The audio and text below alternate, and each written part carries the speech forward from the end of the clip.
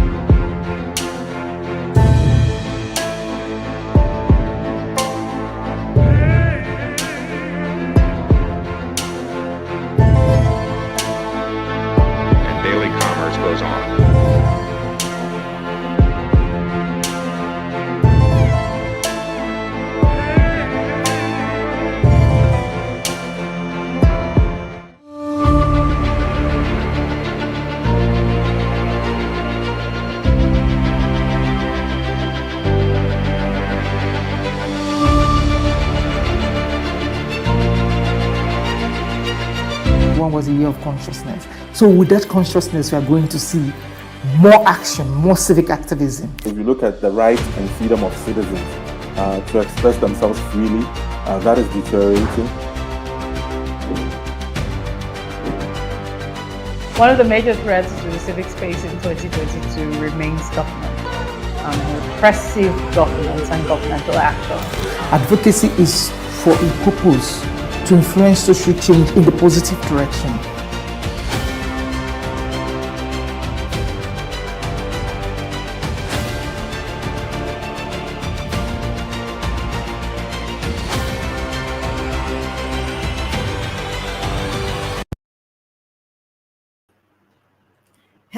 Hello everyone. How you doing today? Welcome to another episode of the Development Sector Series, which is Dev Sector Series.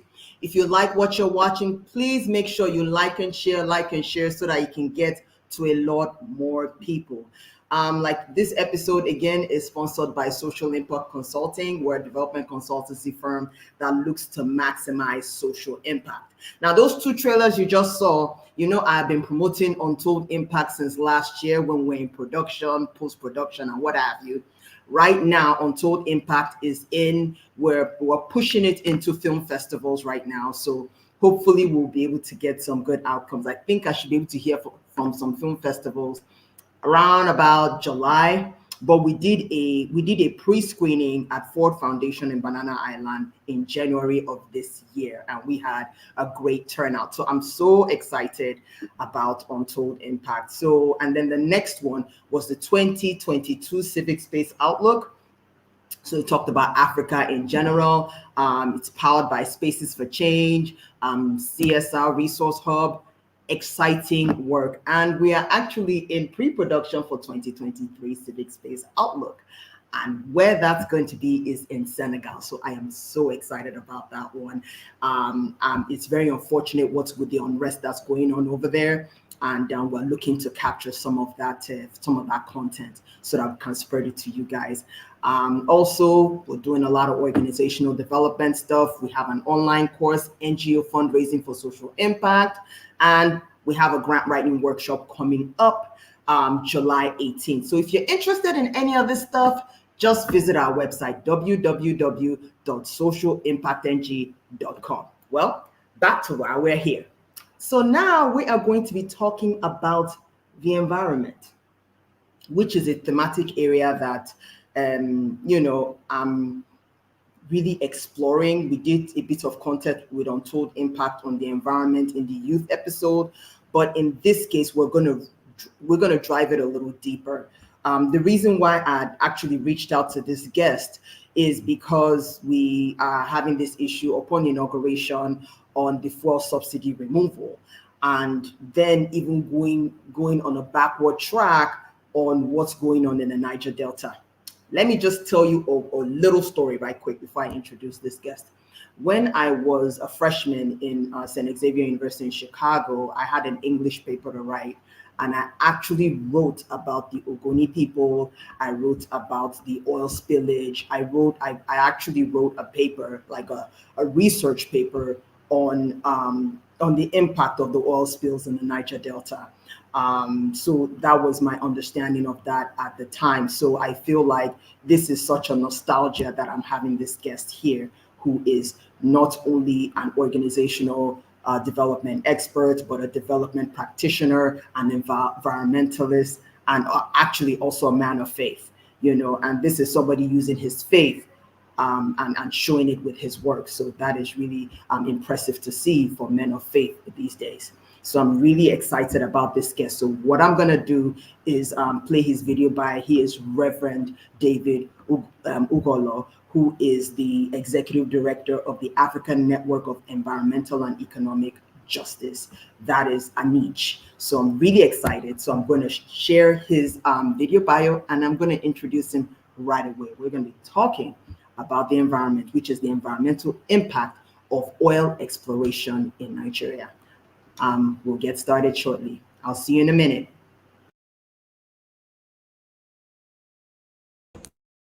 Is the Executive Director of African Network of Environmental and Economic Justice, ANEJ.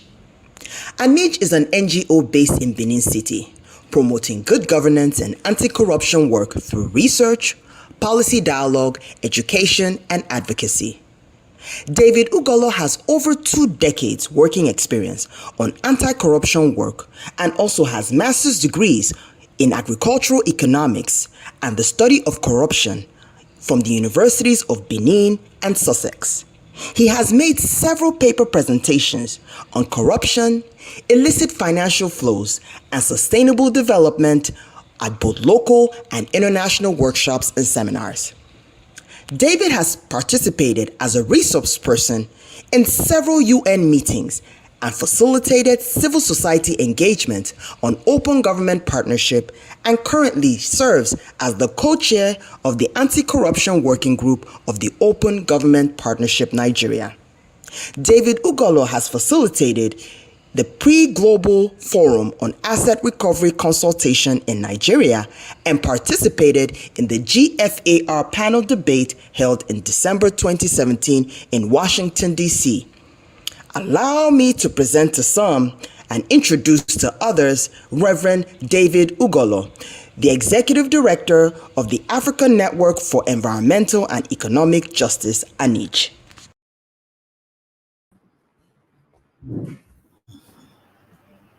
Good afternoon, Reverend. How are you? Very fine. How are you, Efwa? How are you doing? I'm fine, thank you. I'm so happy to have this conversation. Like I said earlier, this is a bit of a nostalgia. When I was, how old was I? I think I was 17, 18 years old, and I actually did a research paper on the impact of oil spillage and some of the environmental pollution in the Niger Delta. It was a research paper, so I'm just really excited to even dive in deeper in our conversation today. So it's such an honor, sir. Thank you so much for taking time out of your extremely busy schedule to join us here at Dev Sector Series. Thank you very much. So because we're gonna be talking to a different array of people on this platform, on LinkedIn, Facebook, and YouTube, you may have to break it down a little bit for us, so and so that we can kind of go on this journey and understand what the call to action is. Okay, so if you could just let us know, what is oil exploration? We all have a meaning of it, but what is oil exploration, sir? As you know, oil is one of the minerals that is exploited in Nigeria. And the process of getting the oil, it requires, is a science. It requires technology. The application of technology in reaching out to the point in the ground to bring the oil and to see where the oil is. That entire process is what is referred to oil exploration. And so in exploring for oil, it requires a lot of steps that you have to take. and require a lot of skills. And that's why sometimes people are also raising concern about that this so-called oil does not create much job, because it is a job that require specific kind of skills and knowledge. So oil exploration is the process of getting oil from the ground. And in exploring for oil, you have to have the technology. You have to even have the human resources. Even if the technology is available, you need to combine both to be able to explore for oil. And there are locations that you could carry out exploration, you might not find the oil, because like in the northern part of the country, you could have heard about the oil frontier. They've been going on over decades now, trying to look. They have succeeded in some area, like area in Nasarawa, but they still continue to explore. And some area they have not been able to find. So that entire process of looking for oil is called oil exploration. Okay, thank you. That was really done in layman's terms, in terms of what it is and whether it even provides any economic value in communities. So how does this impact the environment in the Niger Delta? As we all know, that's where a lot of the oil is being extracted from. Well, again, my sister, Niger Delta is like a poster boy for oil impact in terms of how oil exploration have negatively affected the environment. If you have been once visited any part of the Niger Delta, particularly the coastal area where the oil drains sea, you will see the impact. So you see the impact, and that has really affected the environment. And unfortunately, that again is something that has really again denied people their livelihood, because the farmland, the river, as you know, the Niger Delta people, they are fishermen, they are farmers majorly, and the source of livelihood for the people, particularly those who live in the coastal area, is fishing. And because of oil exploration, the activity has been put in a very bad situation. So the oil exploration have affected the sea, the river. And when you go, normally before now, as a growing up child in the Niger Delta, particularly in Sapele, you can see the deep down of the sea.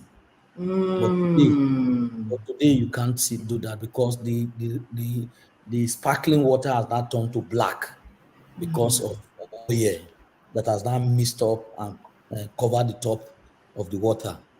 And these have also affected the biodiversity in the water, and then affected even the fish. And so you won't be able to carry out fishing in those areas that has been affected, and thereby affecting the livelihood of those fishermen who depends on the river. And then for the farmers, oil exploration, as you know, the sand, the ground has been deeply affected. You know, this pipeline that has gone through the lands and crisscrossed the entire Niger Delta. And then oil pollution, oil spillage that has not been properly managed because of poor remediation actions, poor standards, and then poor regulation, and then poor enforcement of even existing regulation. And these have encouraged the culture of impunity among multinational oil companies. And then the impact of gas flaring pollutes the environment. So the lack of healthy environment, again, all these put together is what we are saying that is the impact of the oil activity in the Niger Delta. And that's why today the rural-urban drift in the Niger Delta is increasing at an astronomical rate.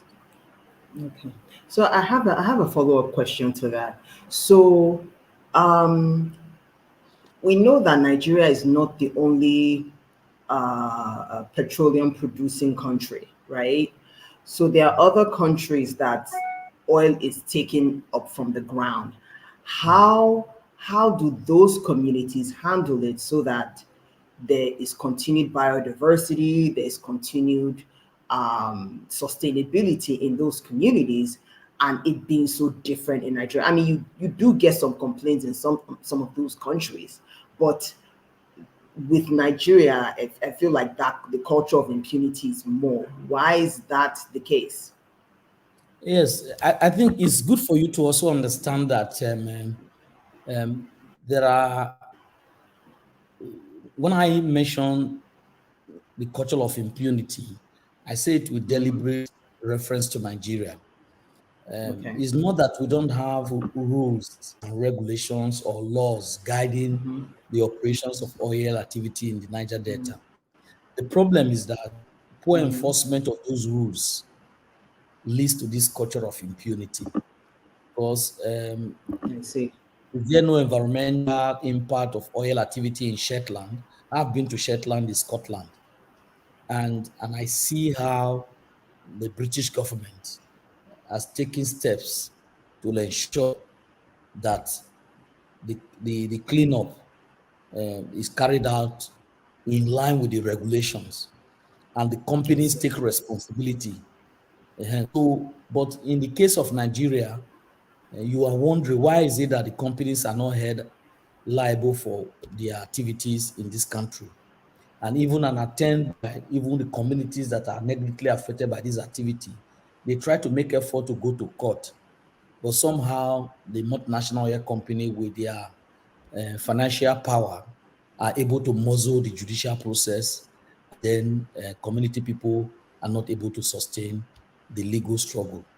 And so the culture of impunity in Nigeria is as a result of weak political will on the leadership of the country, weak law enforcement program in the country, and the multinational oil company has taken advantage of this to gang up, to continue to use their financial power. I use that word, financial power, to muzzle the system and thereby undermining strict rules that would have ensured the enforcement of regulation that would kept this company from doing more damage to the environment. I see. I see. So what you're saying is it depends on the policy of and the enforcement of policy of Exactly. That's the difference between Shetland in Scotland and Niger Delta in Nigeria.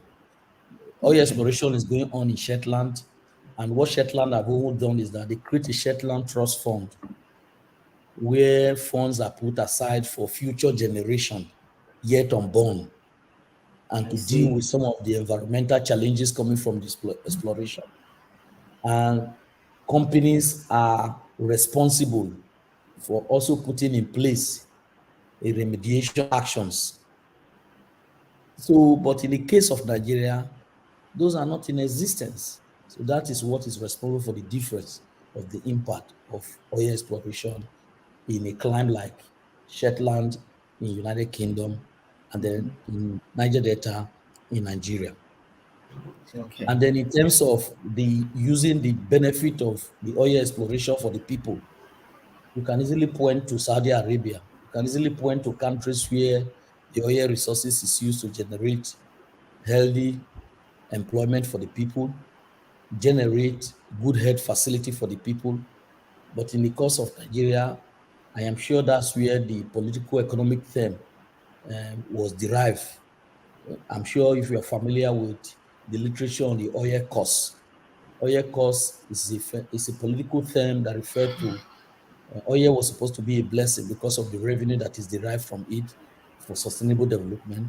But rather, this oil revenue coming for benefit for the people is now becoming a cost. And so the oil cost is a phenomenon that describes that instead of the benefit of oil coming, what we have seen is the livelihood of the people have been completely damaged. And prior before oil discovery in 1950, I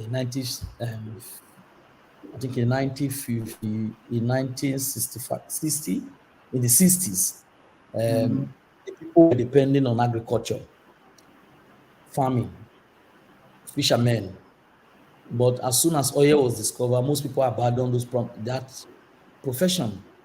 And unfortunately, as I mentioned earlier on, the oil exploration activity is very technical. It requires some specific skills that are not readily available in the Niger Delta. And because of that, most people are not employed. And the industry outsources most of those special skills to countries and regions where the skills are available, I and see. thereby denying the country where the minerals are exploited, like Nigeria. I see. So that contributes to much more unemployment in the jurisdiction like Nigeria. And unfortunately, even we don't even refine product. That's the even painful aspect of it, because the crude oil leads to number of products. So if you're not able to refine it because of our poor refinery that are not able to refine the product, the government now export the crude oil, thereby denying the country the benefit that could have been accruing the country if the product actually refined here. And so you can see that we are losing on both ends. We are We're losing suffering. on both sides, Yes, burning the yes, candle on both ends. Okay, exactly. I want to now transition into our next question in terms of the advocacy that Anij has been working on. So, what role is Anij playing in the research and advocacy on this topic? You have been on this for multiple decades. So, can you shed some light on that, sir? Well, interestingly, we've been running quite a number of projects in the region for about 30 years now. We have helped build the capacity of civil society to understand this whole oil resource cost phenomenon.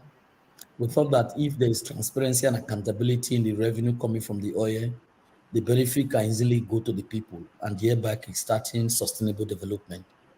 So the first thing we did in the region was to build capacity of civil society who understands how budget is utilized in the region. So we set up what they call the budget monitoring movement. We build capacity of civil society to understand how to track and monitor how government use public resources, public spending, follow the money. So we're the first organizations that established that process in the region.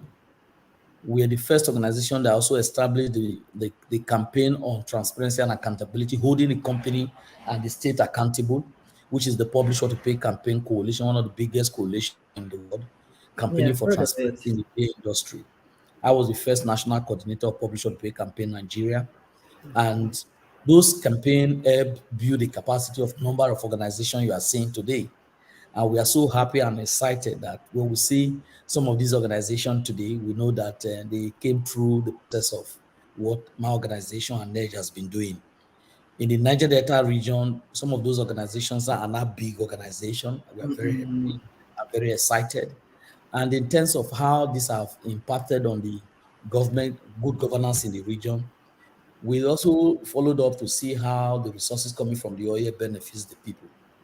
We did a campaign for the 13% oil derivations to be translated into an institutional framework that will ensure that the resources that is we have within the permitted by the 13% oil derivation is used for the benefit of the oil communities. And so we were happy that in some of these states like Edo, Ondo, Abia, Delta, they've all now established oil and gas commission that we have the 13% oil derivation with the also aim of intervening in development in the oil producing community. So we are happy that those commissions are now taking responsibility to carry out projects and programs that will improve the lives and livelihood of the people in the oil producing community. Whether they are acting to the best of the law, that's another conversation entirely. Just like when we put our eyes whether NDDC, which is the Regional Development Intervention Agency, is actually playing to the role that it was assigned to. So NDDC and these oil producing commissions, we have been keeping eyes on them, engaging them. Just recently, we commissioned a research to look into the activity and the laws that set up NDDC. Okay. We are happy that that outcome of that research is being used to interrogate key stakeholders to see that some reforms that need to be carried out to ensure that the agency is more efficient and effective in carrying out the legal obligations. So we have also engaged the Oil and Gas Commission at the state level, trying to also carry out research. We have assessed the impact of some of those Oil and Gas Commission. I led the delegation to Ondo State, met with key stakeholders, including Osupedec, the key managing director, government officials, beneficiaries, communities, people, sharing our research report, and also helping to set up policy dialogue engagement with key stakeholders. So we are happy that ANEJ continue to play this role, which is part of our mission, our mandate, and our overall vision of seeing a continent without poverty. We walk into a community where we think that poverty is not acceptable, it's against the human right of the people. We work closely with the community to ensure that they overcome the challenge of poverty. And through our missions, we're trying to set up processes that will empower community to be able to mobilize themselves to hold those who are in authority accountable.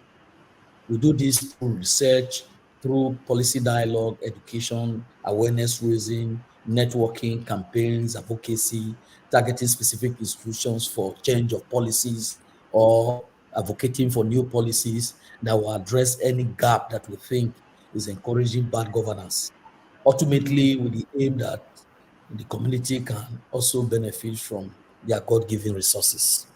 So these are some of the things we'll be doing. At the national level, we have also advocated for new standards to be implemented around the key issues of transparency and accountability system guide. And I'm happy that during my time when we were hosting the Publish or to Pay campaign coalition as national coordinator of that campaign, we were able to campaign and work closely with the National Assembly to set up the Nigerian Extractive Industry Transparency Initiative, NEIT. And I'm happy that today NEIT is generating quite a number of reports that is helping put more public spotlight on how government resources are utilized and what government is currently benefiting from oil exploration in the Niger Delta.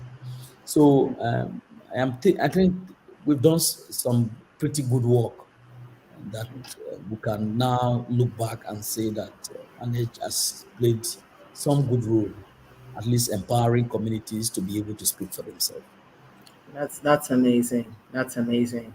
So just you're pretty much doing research and organizing and leadership development around the same time and stakeholder engagement. That is amazing, sir. And I know I'm sure you guys had a thing or two to say about the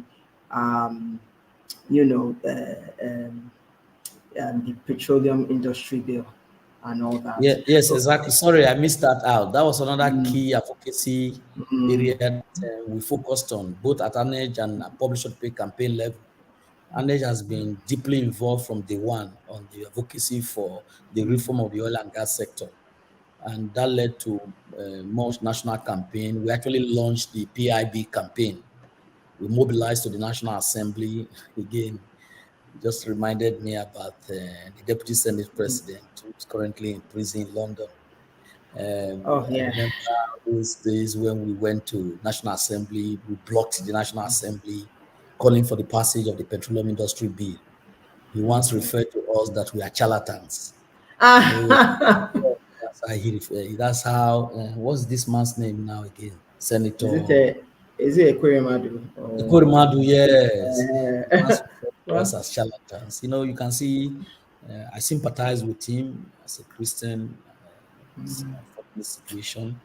And I pray that God forgive him all his sins and the daughter who he was planning to support comes out of the situation better. But you see, just as you know, that was the typical nature of the elite, the Nigerian elite. When they are in comfort, they easily forget their root. Ekweremadu, in his usual tradition, referred to us as charlatans because we were at the National Assembly calling for the passage of petroleum industry with the aim that we should all benefit from oil and the oil money should be used judiciously. You need a safeguard for that to happen. Now you can see the consequence. In less than 20 years, you can see he's currently in prison in London now because he was looking for an hospital where he will carry out operation for the daughter. those Yeah, resources. the thing is, Nigeria happens to everyone, whether or not Yeah. you're rich or poor, and that is, I think that's the misunderstanding that exactly. we all have. I'm sure that wherever he is now, you will see the really dilemma that we were not charlatans. It's like we were prophetic.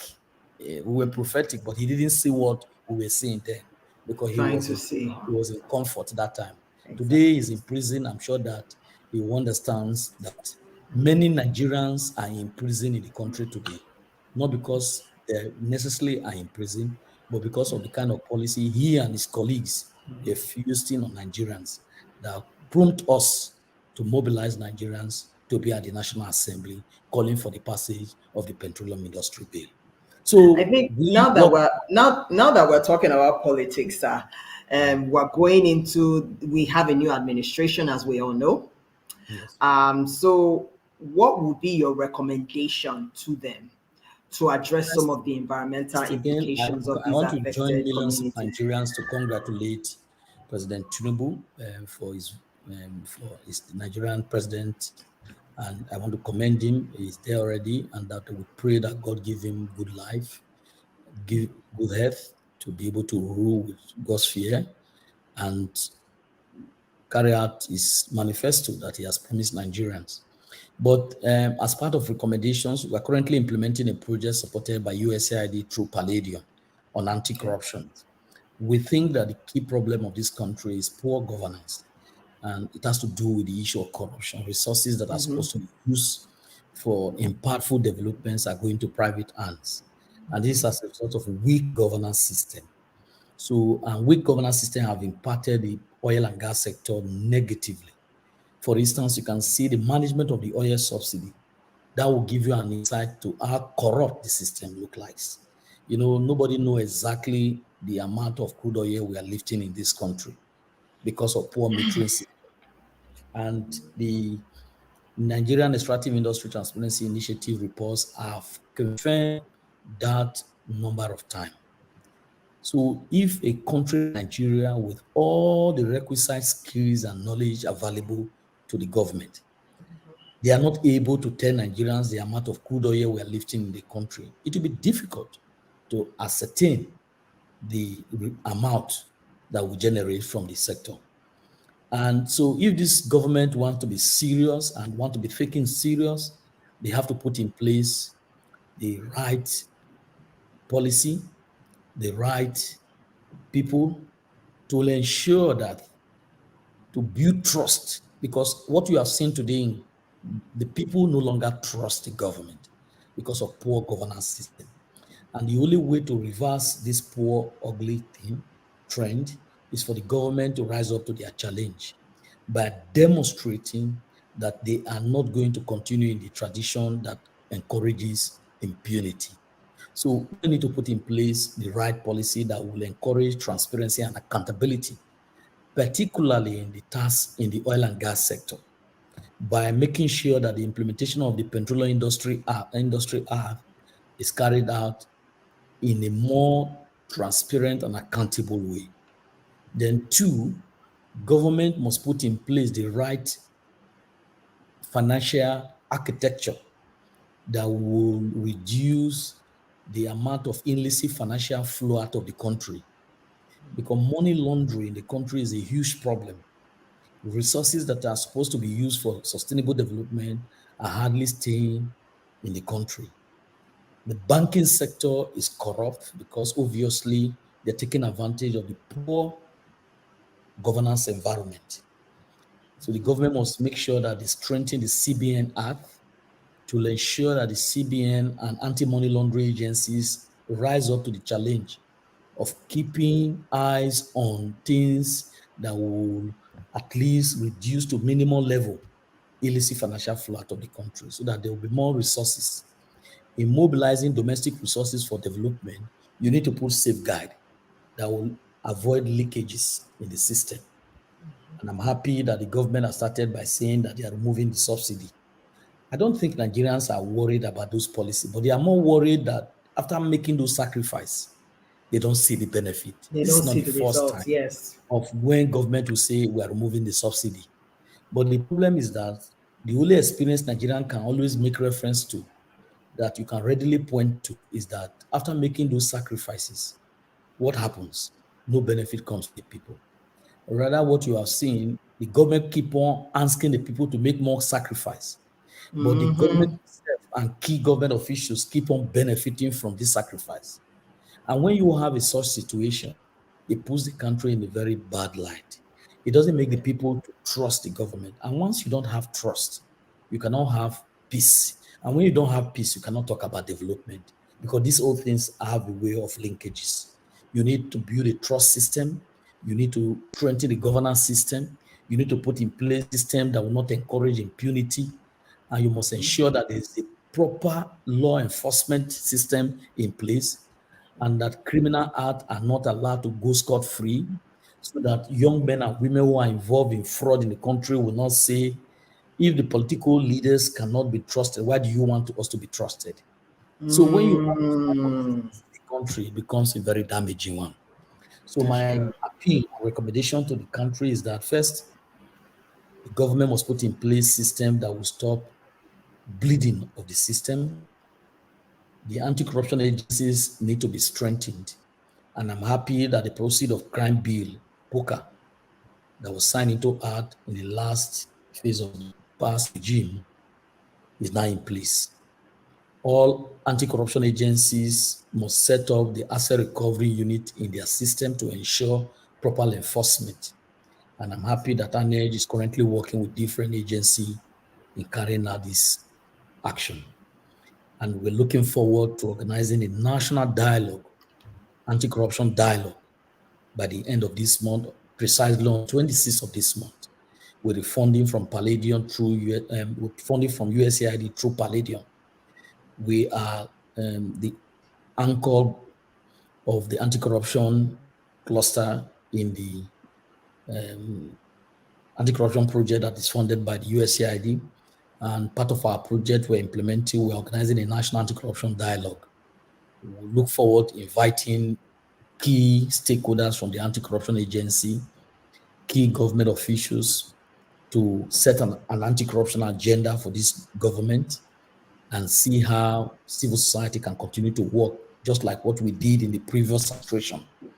If you recall, the $325 million that was returned back to Nigeria, we led the civil society organizations across the country through our mantra project, monitoring recovered assets through transparency and accountability, to monitor the disbursement of the money to poor people across the country.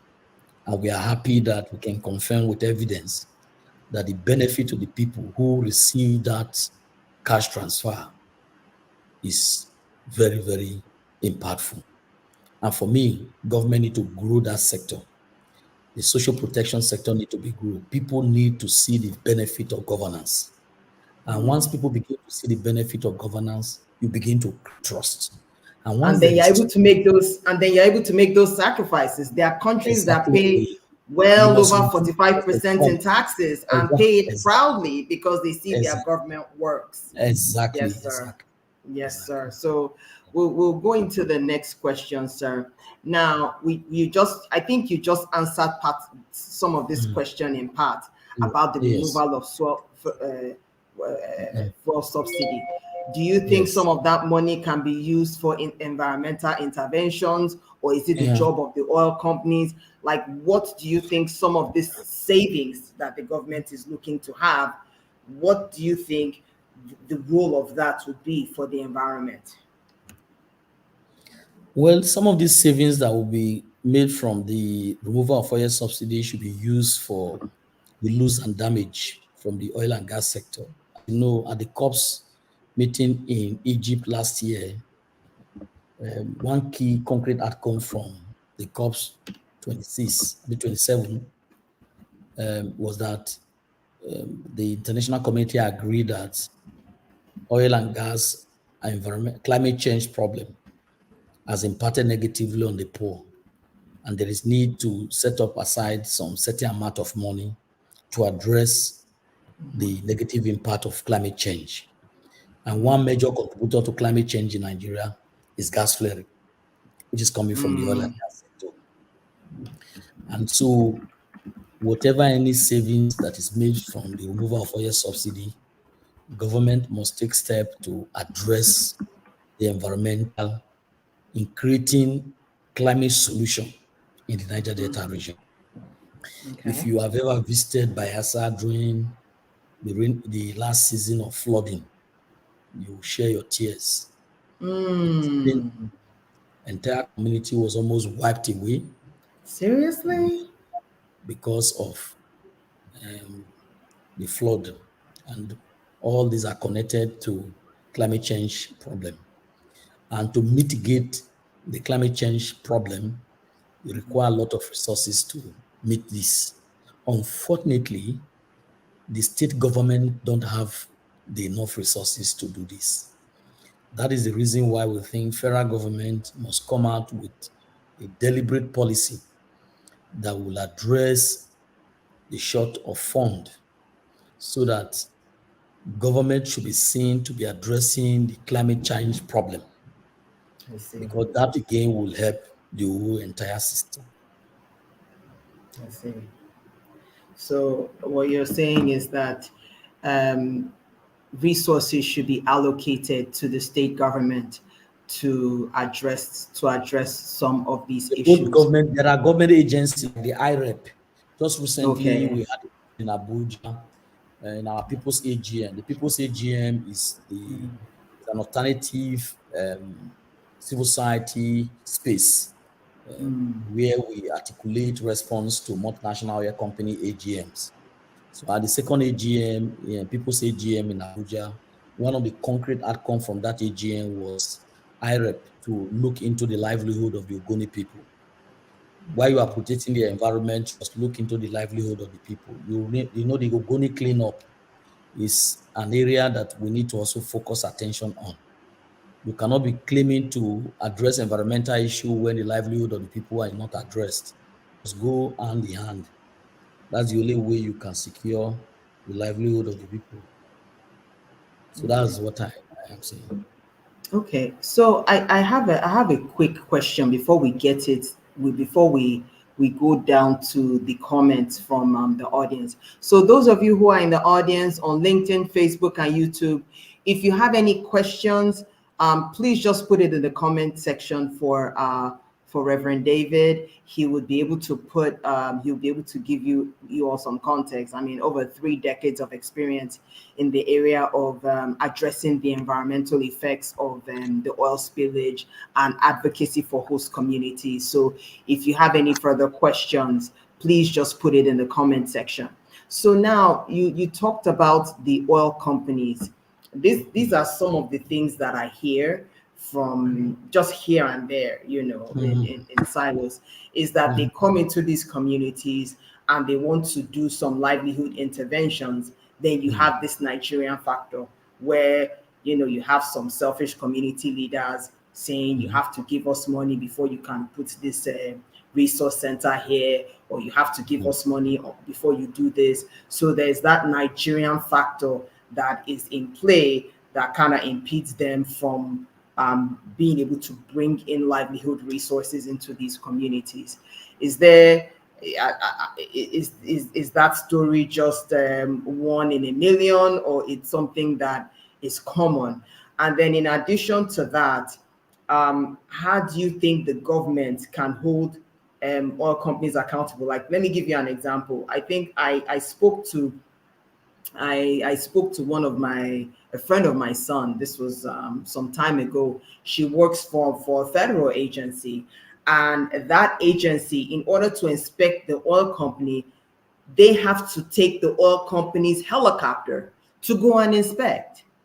How do you understand what I'm saying? Is that okay? I'm supposed to hold somebody accountable.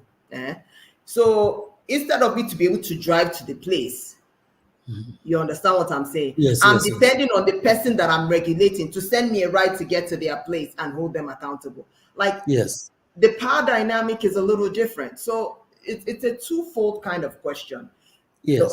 Some of the oil companies complain that when they go to these communities, Niger factor happens. Community leaders stop them from being able to do things in some of these host communities. That's one. Second, in terms of regulation, some of these regulatory agencies, environmental regulatory agencies, they want to check for all spillage. They want to check for various, they want to measure some things to make sure that they are able to regulate. But if I have to depend on a company like Chevron to send me a helicopter to be able to inspect their facility, if their facility is not compliant, they can tell you that their helicopter is not available till it's compliant. Exactly. So I'm just saying that, or for example, there's a spillage, and then they say, oh, it's touts and it's oil bunkering that caused this, and it might as well have been them.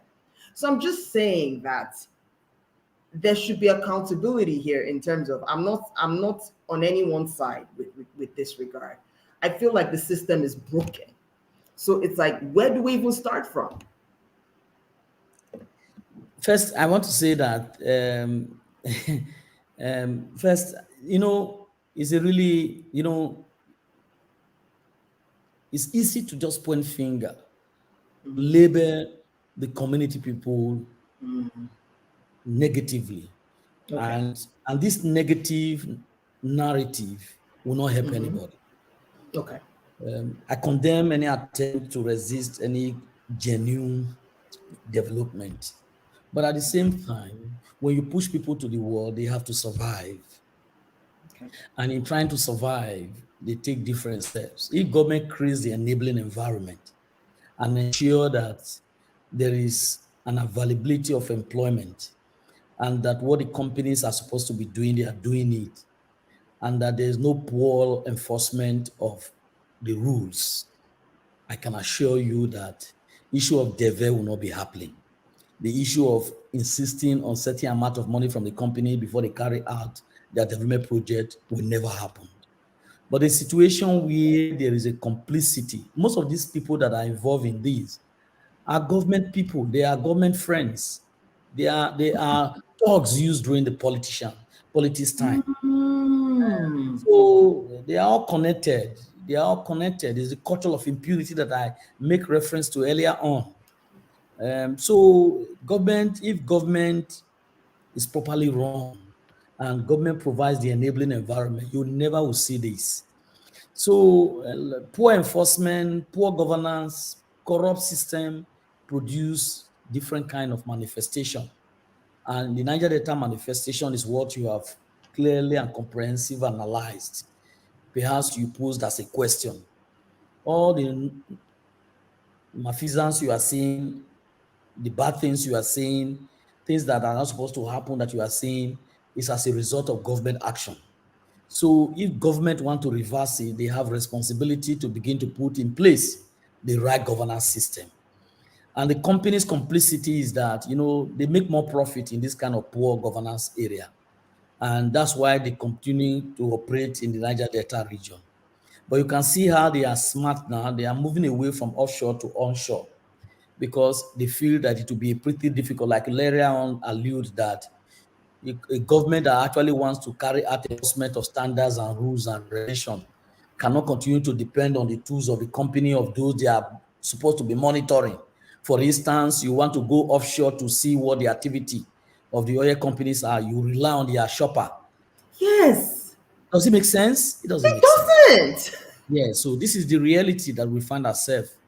And the revolving door policy where you are a government official, once you retire, you now start working as a consultant for oil company. It doesn't happen in climate like United Kingdom or United States or Canada. Because in all this country, oil exploration is going on. Oil exploration is going on. But the difference is that it's good governance that is responsible. If you look at the governance index, the World Governance Index, if you see all the oil producing countries that are not doing well, just look at their indicators. It will point to one key thing. Also using the Corruption Perception Index as an analytical tool for analyzing why are they different in terms of human development. It's the same thing that you see that countries like Nigeria, where you have poor governance system, you find out that they are not so doing well in the Corruption Perception Index. They are very corrupt.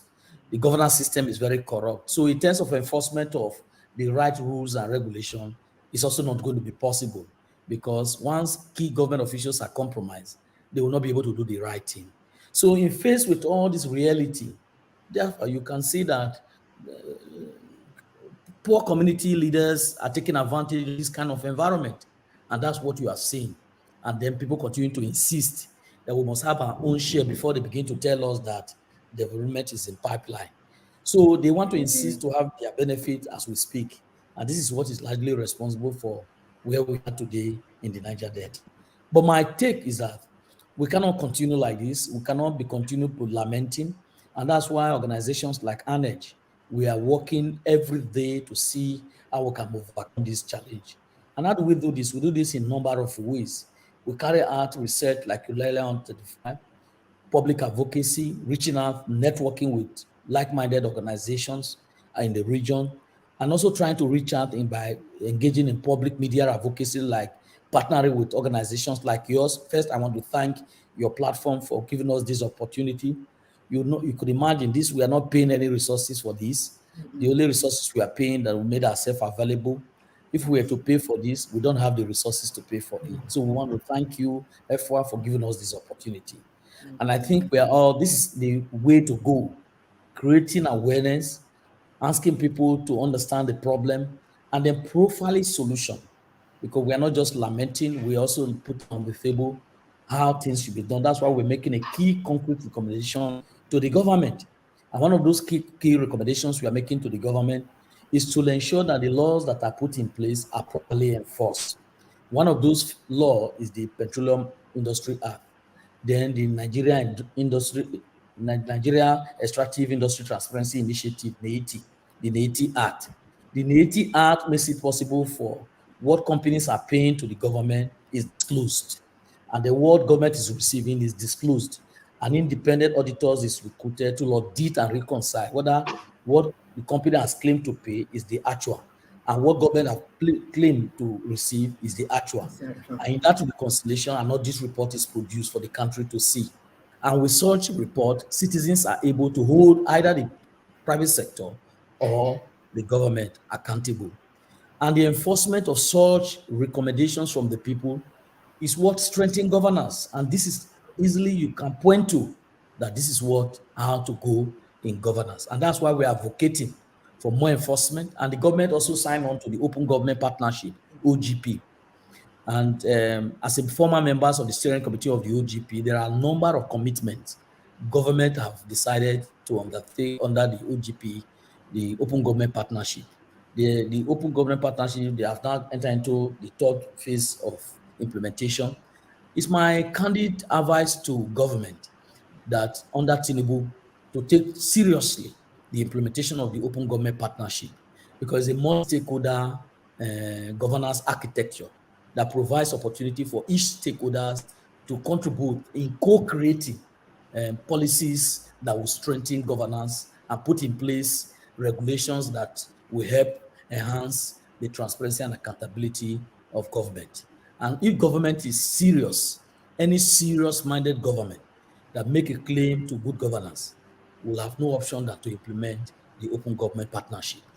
And going further, these oil companies that are trying to move from onshore to offshore, government must put in place sanction, put in place regulation that will ensure that those companies like Shell, Chevron, they take responsibility in cleaning the environment. The ongoing cleaning of Ogoni land, you can see how poor it is, even though the United Nations Environment Program is involved. You can imagine like what the oil companies are currently doing by selling off their asset to local asset owners. You know, between me and you, that the local asset owners they don't have the capacity to address the environmental liability that these multinational oil companies are leaving behind. It is my candid advice to Tinubu government to stand the ground to ensure that oil companies like Shell, they must be held accountable for the environmental liability their operation have caused in the Niger Delta region. Thank you, my dear sister. Thank you so much. Thank you so much. I think you tied everything up in a bowl, even within your final thoughts on the call to action for the new administration. Again, thank you so much for your time. We will continue to have these discussions, especially the impact on oil exploration, oil extraction, even as the refinery, the Dangote refinery starts to be in operation, how that is going to be a wrench that we need to see how it can be dealt with, and what the impact on that is going to be on the environment as well. So again, thank you so much, sir, for your time, and we'll continue this conversation another time. Again, thank you, sir. Thank you very much. All right, take care. Bye-bye. Bye now. All right, everyone. Thank you so much for watching the Development Sector Series, which is Dev Sector Series. We have our platform happens every Wednesdays at 12 noon. We talk about what development practitioners are doing to change the world. Reverend David Ugolo talked about what he's been doing for the past over 30 years. I mean, to be impactful in the Petroleum Industry Act, that is really, really huge. So we'll continue to bring experts like himself on this platform to continue to talk about ways to change the world. Within the next week or so, I'm going to be working with Leap Africa Social Innovation alumni, young people who have been really doing impactful work to make an impact and change the world. The last time we invited a couple of them, we had Dr. Abiodun Adereni. We talked to the executive director of the Amajiri Rights Initiative, and so there are more other organizations that we're going to be talking to in terms of, and we also talked to the CEO of Ekututu, which is trying to have